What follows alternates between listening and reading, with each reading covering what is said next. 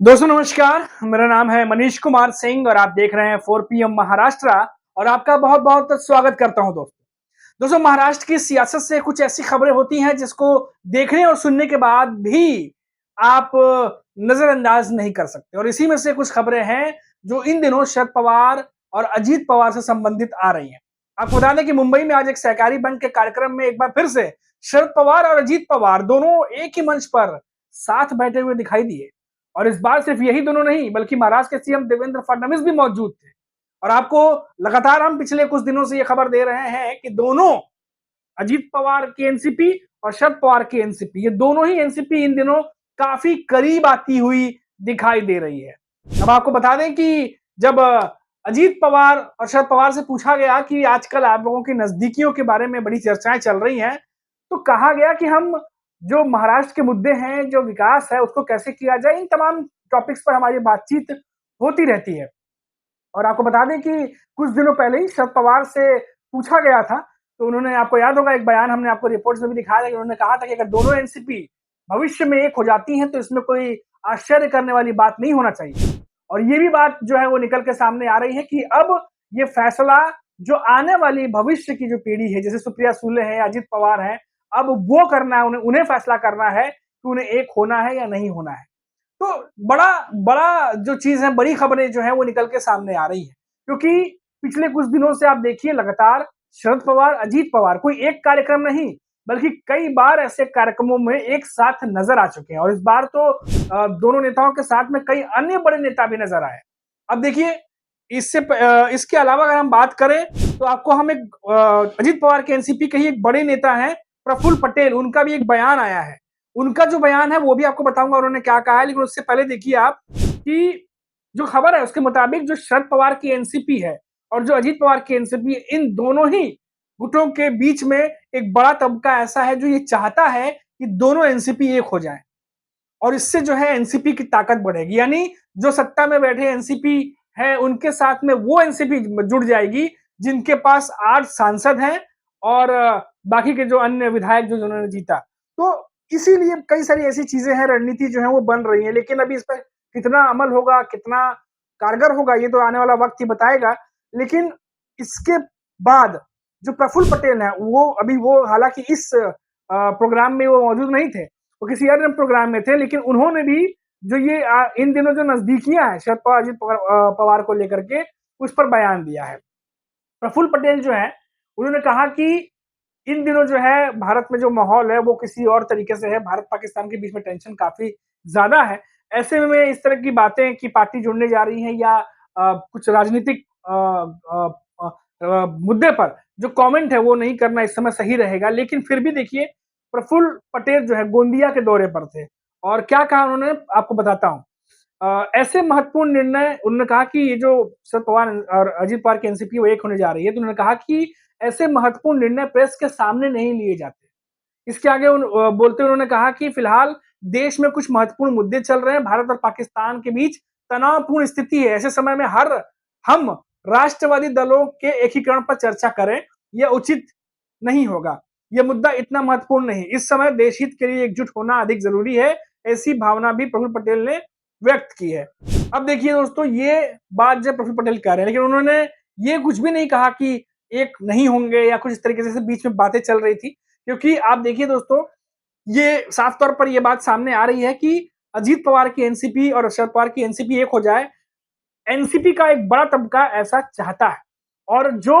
चुनावों के दौरान जो आपस में जो राजनीतिक जंग थी वो समाप्त हो चुकी है। अब ऐसे में सभी को पता है कि 5 साल जो है वो कम से कम अब शरद पवार की एनसीपी जो है वो नहीं आने वाली सत्ता में। लेकिन इसके बीच में ये भी बात जरूरी है कि अजीत पवार के पास मात्र 1 सांसद है और शरद पवार के पास 8 हैं, क्योंकि लोकसभा चुनाव में आपको याद होगा कि शरद पवार ने जबरदस्त तरीके से जीत हासिल की थी महाविकास आघाड़ी ने महायुति के ऊपर। और इसीलिए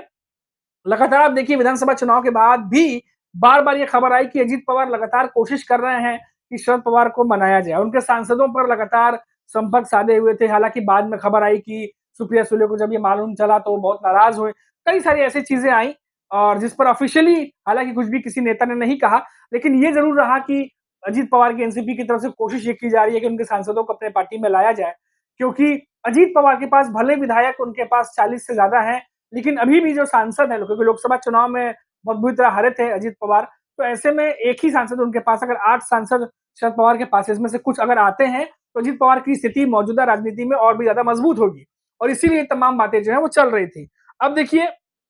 यहाँ पर एक बात और गौर करने वाली है दोस्तों, क्योंकि शरद पवार, अजीत पवार, ये दोनों तो करीब आए हुए हैं साथ ही साथ, लेकिन उनके जो नेता हैं वो भी इन दिनों जो है वो एक दूसरे पर बयानबाजी नहीं कर रहे हैं जिस तरीके से पहले किया करते थे। अब देखिए,